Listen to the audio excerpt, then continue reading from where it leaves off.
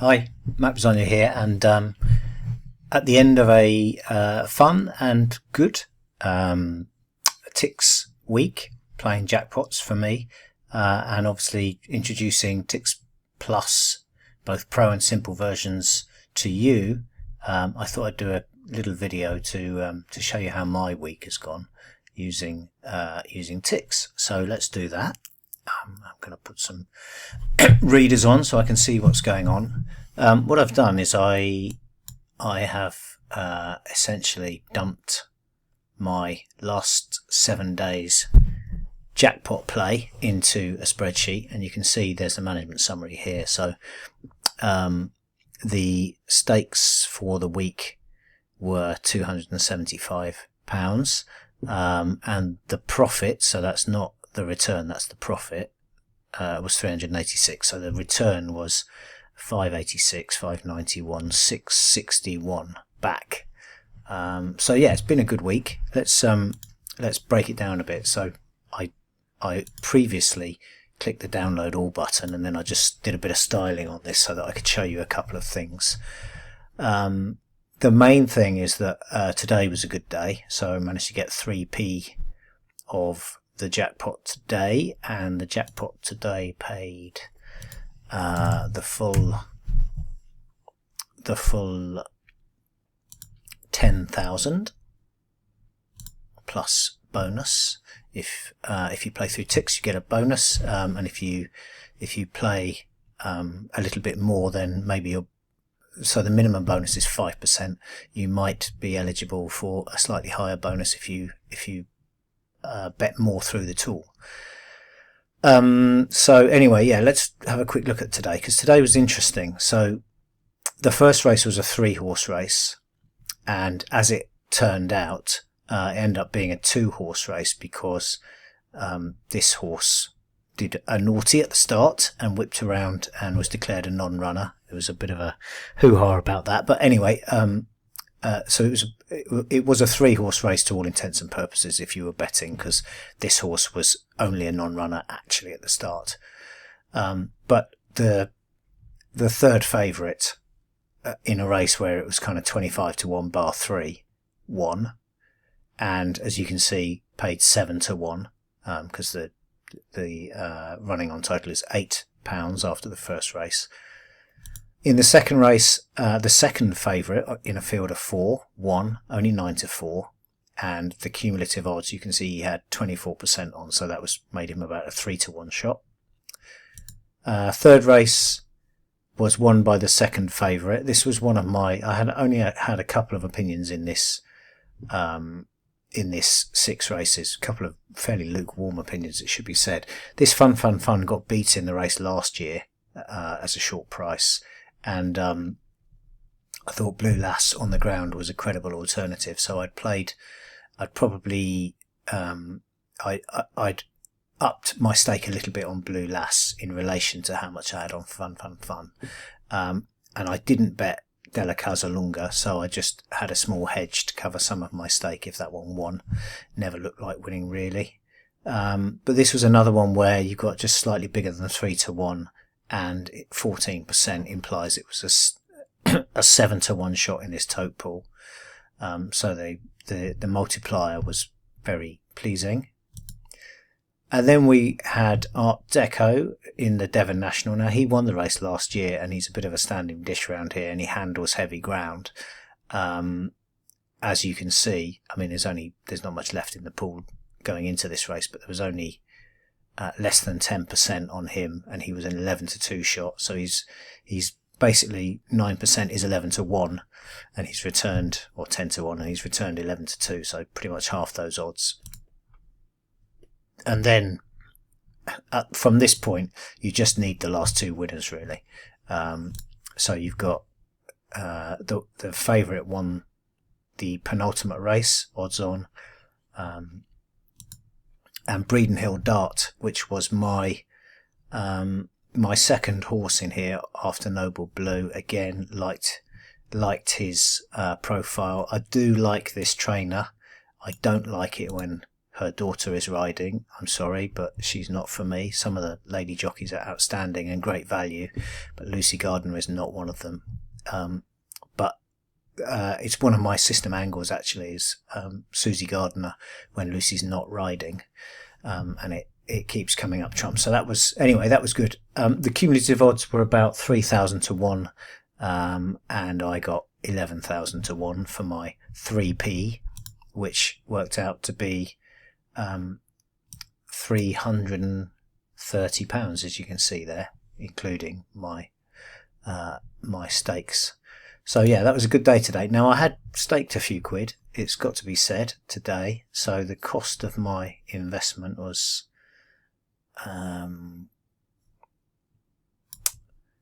£67.80, and I returned 330, and I actually hedged a little bit as I went along, so I hedged about 50 quid. So my stake in the end was 120 to guarantee a win of 330. So it's a profit of 200 odd quid on the day. Let me just do this, and then you can see I've played the jackpot most days this week. I didn't play on Monday, I think it was. I couldn't. Had other things to do that day, unfortunately. So I just had a limp in on last Friday, lost 10 quid. Saturday was a good day from a fairly small stake. Nothing on Sunday, didn't play Monday.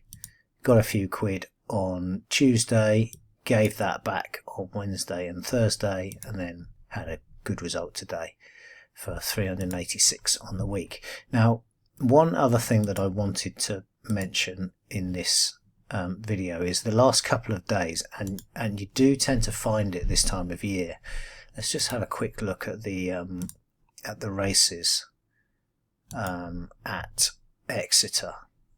So if I just sort by the market, you can see it's basically a 2-horse race. Now this was a 3-horse race because Dr. Blue was in there, but it was any price the rest of them. So basically it's a 3-horse race. In the second race, it was earlier in the day, it was closer to being a 4-horse race. Lagan Hill ended up being quite strong. In the third race, it was I made it a 2-horse race. I guess a lot of people might have banked on fun there. Fourth race was a bit more open, so I spread out a bit more there. Fifth race was basically a 2-horse race. This Cool Katie, I was against this, and if you look at Dan Skelton's record, first time in a handicap, I mean, this is a guy who strikes at kind of 18% across the board, and in handicaps at 15.5%, and yet first time in a handicap he's down here at 7%, 9 winners and 108 losers. That's now 9 winners and 109 losers, first time in a handicap in the last 2 years. So I was against this horse, and then obviously played the top 2 mainly, and then in the last race again obviously took Noble Blue. This was point to point form, by the way. The other runs under rules were less good. They did run well today, and Breeden Hill Dart, I've already told you about why I was attracted to that horse. The reason I told you all that is because in this raft of tickets that I struck today, going down to here, so about 130 tickets, most of them were placed through Tix Plus on the Pro version, and this line here with a penny winning line, that was placed on Tix Plus Pro. But this line at the top was placed on the old ABCX, and what I did on the ABCX was I played A's and C's basically. So I played the fancied ones on A, and then in each race I put something on C. So in this first race I had 1, 2, F. I think that might have been my C ticket actually. Yeah, because I was on 3 as a banker in the first. So I I'd actually used my C ticket straight away, so I needed all A's after that. So I had Art Deco and Breeden Hill Lad on my A tickets here. So that was good. Why am I telling you all this? Because it's not always... Tix Plus is not now the only game in town. ABCX is not the only game in town. There are times and setups when one or the other is preferable, or maybe they both work well in tandem together.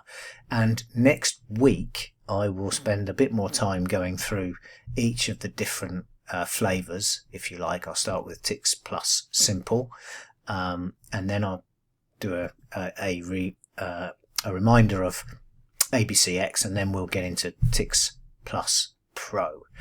So that's quite exciting. Been some good results this week.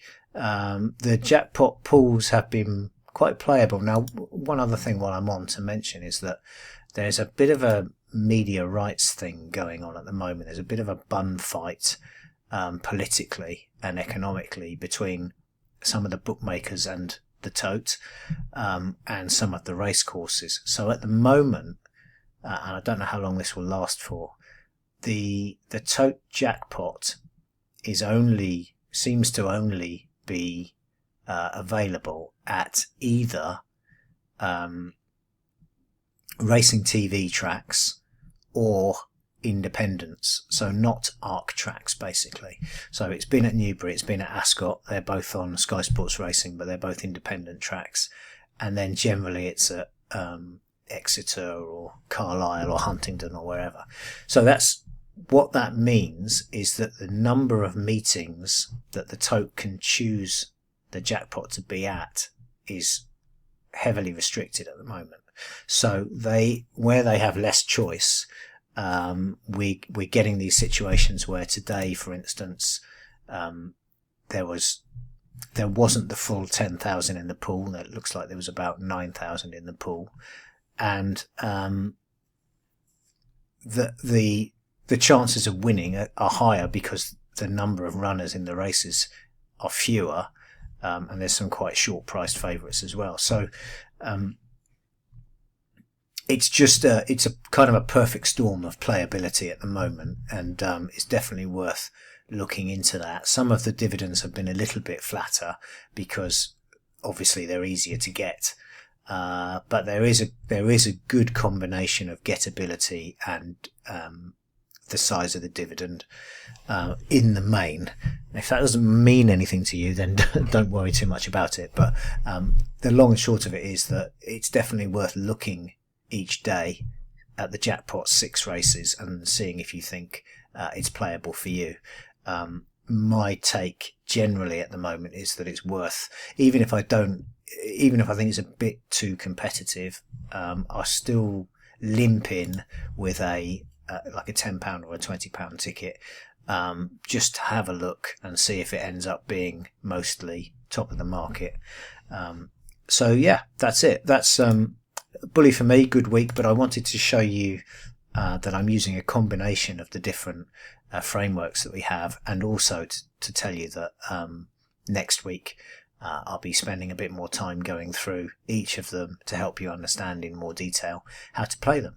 Okay, in the meantime, if you've got any questions, please do drop me a line and I'll be happy to try to answer them. All right, Matt Bazzoni saying thank you very much for watching, and goodbye for now.